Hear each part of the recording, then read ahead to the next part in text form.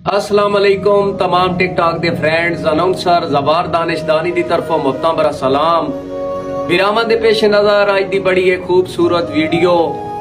अच्छा यार सज्जन बिरा वो चंगा ही होंदा है जेड़ा हर हाल विच बेली दा साथ देवे, खाए उसते बख्त होवे खाए ना होवे, खाए अमीरी होवे खाए गरीबी होवे।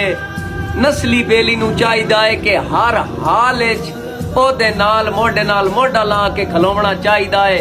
ए जेड़े मल वहिंदे न गुरबत वेख के ओ सज्जन छज्जन कहनी होंदी ओ बदनस्ले होंदे न ते उन्हां नूं प्याना कि तैन दसिया ना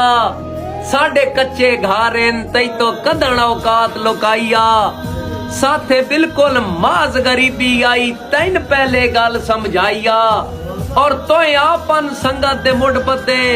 नाले भज के कसम भी चाहिया है हुण गुरबत वेख के क्यों पिया नसदा है बंदा बाण नाल निभाइया।